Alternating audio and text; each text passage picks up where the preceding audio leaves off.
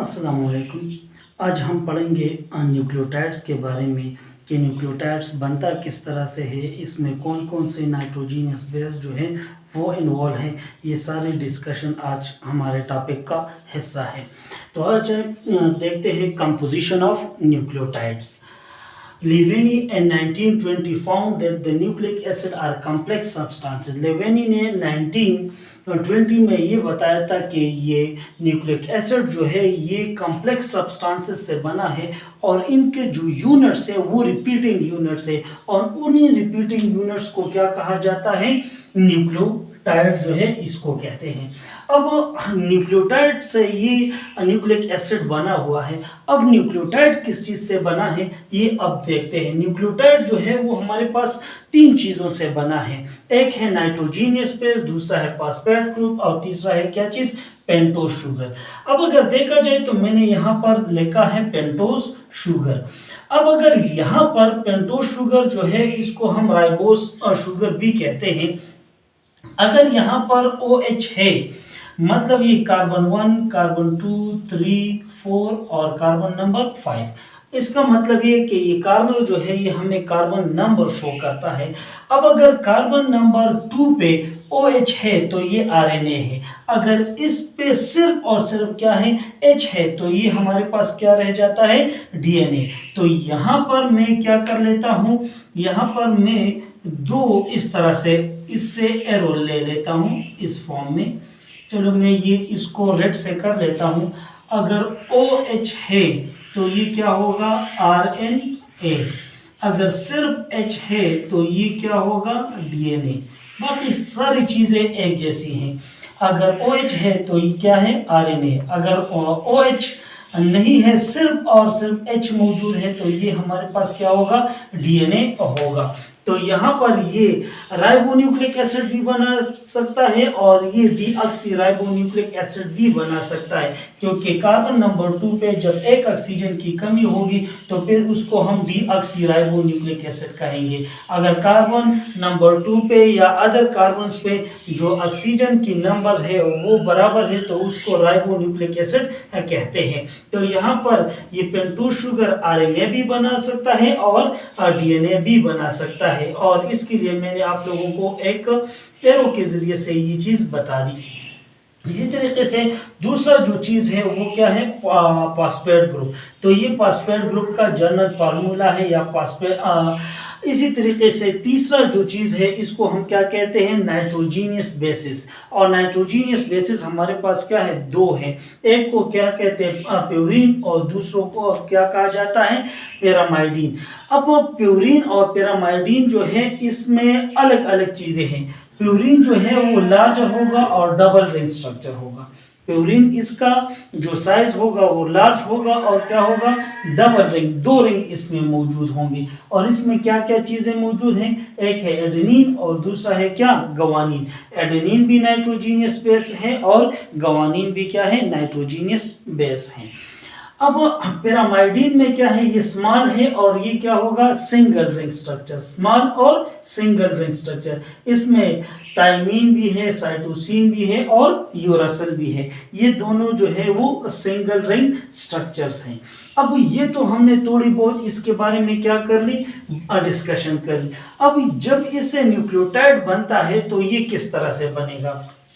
जब भी हमारे पास नाइट्रोजीनियस बेस और पेंटोज शुगर एक दूसरे के साथ मिलेंगे तो ये क्या बनाएंगे, न्यूक्लियोसाइड्स। क्या बनाएंगे, न्यूक्लियोसाइड। देखिए यहाँ पर nitrogenous base plus pentose sugar, जब ये दोनों मिलेंगे तो क्या होगा, न्यूक्लियोसाइड। लेकिन न्यूक्लियोटाइड तब बनेगा जब नाइट्रोजीनियस बेस, पेंटोज शुगर और फॉस्फेट मिलेंगे तो ये हमारे पास क्या बनाएंगे, ये हमारे पास बनाएगा न्यूक्लियोटाइड्स।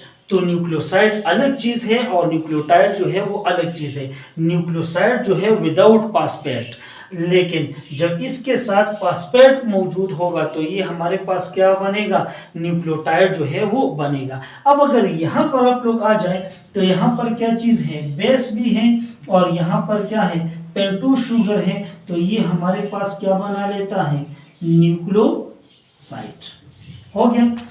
एक है बेस और दूसरा है क्या है, पेंटोज शुगर। तो ये हमारे पास क्या है, बेस का मतलब ये है नाइट्रोजीनियस बेस। क्या है, नाइट्रोजीनियस बेस। इन नाइट्रोजीनियस बेस में कोई भी हो सकता है, थाइमीन भी हो सकता है, साइटोसिन भी हो सकता है, गुआनिन, एडेनिन, कोई भी हो सकता है। अब अगर नाइट्रोजीनियस बेस है और पेंटोज शुगर है तो ये हमारे पास क्या बना लेता है, न्यूक्लियोसाइड बना लेता है।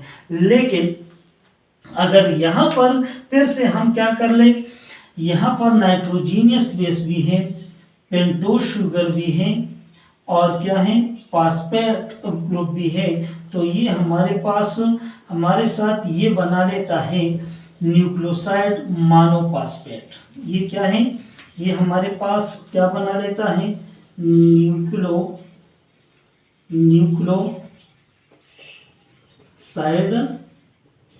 मोनोफॉस्फेट।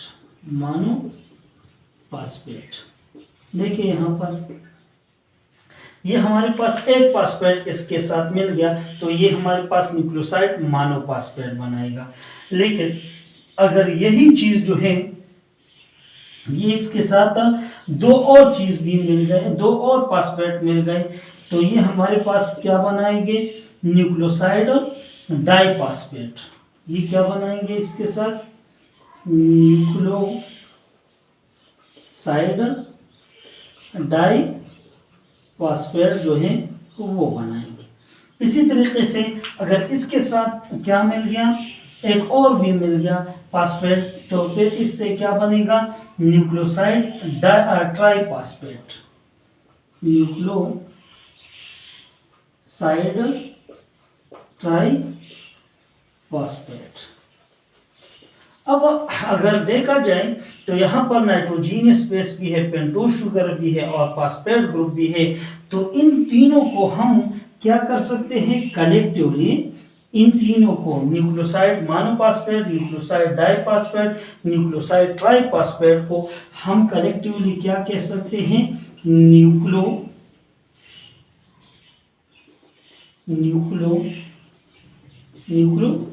कह सकते हैं। क्योंकि यहाँ पर ये तीनों हमारे पास क्या है, न्यूक्लियोटाइड बना सकते हैं। क्योंकि न्यूक्लियोटाइड के लिए हमने क्या पढ़ लिया कि नाइट्रोजीनियस बेस भी होंगे, पेंटोज शुगर भी होगा और फॉस्फेट। लेकिन यहाँ पर हमने पहले एक फॉस्फेट ऐड कर लिया तो मोनोफॉस्फेट, फिर दो फॉस्फेट ऐड कर लिए तो डाइफॉस्फेट, फिर तीन फॉस्फेट का ऐड कर लिए तो फिर ये हमारे पास क्या बन गया, ट्राइफॉस्फेट। मोनो, डाई और ट्राई को हम कलेक्टिवली क्या कह सकते हैं, न्यूक्लियोटाइड जो है वो कह सकते हैं। तो न्यूक्लियोटाइड और न्यूक्लियोसाइड में क्या है, डिफरेंस है। न्यूक्लियोसाइड में सिर्फ नाइट्रोजीनियस बेस और पेंटोज शुगर होगा, जबकि न्यूक्लियोटाइड में क्या होगा, नाइट्रोजीनियस बेस, इसी तरीके से पेंटोज शुगर और फॉस्फेट जो है वो मौजूद होगा। अच्छा, ये तो हमने क्या न्यूक्लियोटाइड की फॉर्मेशन की बात करें कि न्यूक्लियोटाइड जो है वो किस तरह से बनता है।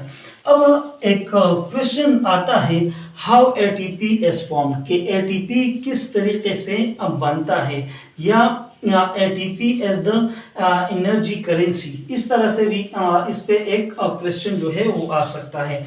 अब अगर यहाँ पर पहले मैं लेबलिंग कर लेता हूँ, ये हमारे पास एक नाइट्रोजीनियस बेस है और इस नाइट्रोजीनियस बेस को क्या कहते हैं, एडेनिन।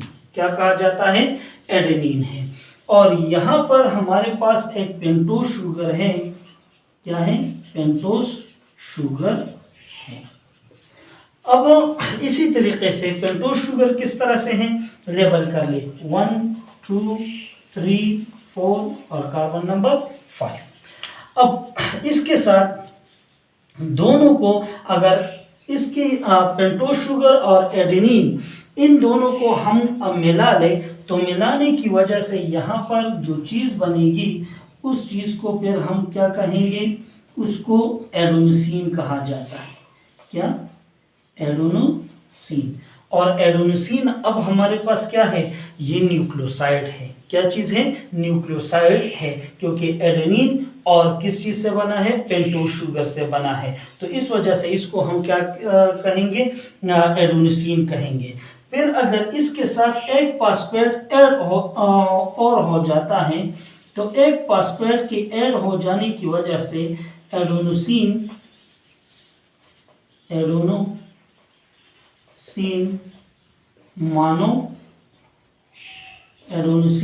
मोनोफॉस्फेट बनेगा।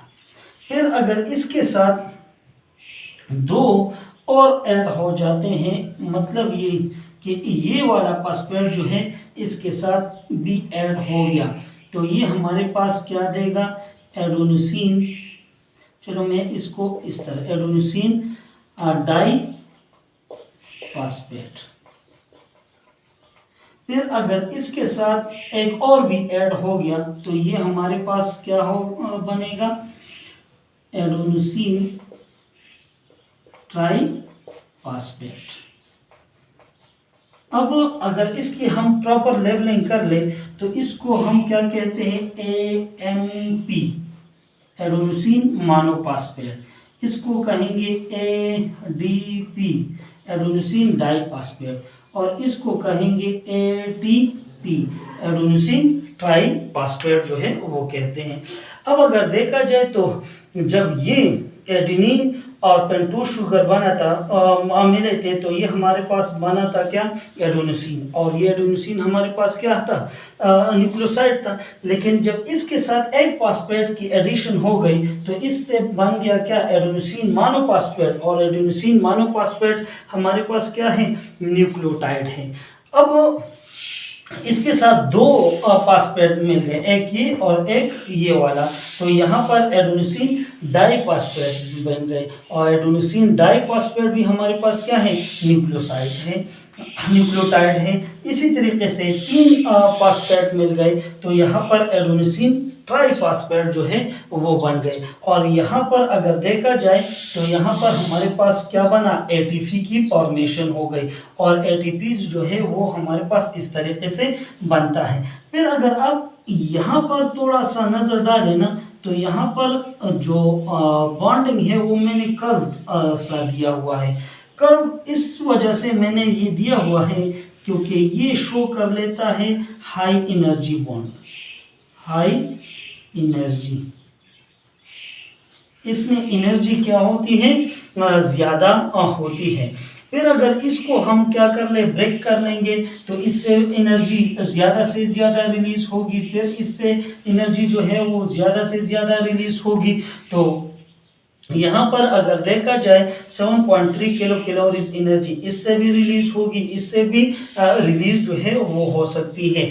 इसी तरीके से हम अगर कोई आपसे कहे कि हाउ ATP इज फॉर्म, तो इस तरीके से बनता है। एनर्जी की ATP किस तरीके से एनर्जी की करेंसी है, वो इस वजह से क्योंकि ये हाई एनर्जी बॉन्ड इसमें मौजूद है, और एक हाई एनर्जी बॉन्ड की ब्रेकिंग से जो एनर्जी पैदा होती है वो 7.3 किलो कैलोरीज एनर्जी जो है वो रिलीज कर लेता है, और वही एनर्जी जो है वो हम डेली लाइफ एक्टिविटीज में यूज कर सकते हैं। तो एनर्जी करेंसी भी है और इसकी फॉर्मेशन भी है। आई होप आप लोगों को न्यूक्लियोटाइड और न्यूक्लियोसाइड में आप लोगों ने पहचान कर लिया होगा, और इसी तरीके से जो ATP की फॉर्मेशन है वो भी आप लोगों ने सीख लिया होगा। अगर फिर भी आप लोगों का कोई क्वेश्चन है तो कमेंट बॉक्स में कर लें। Thank you.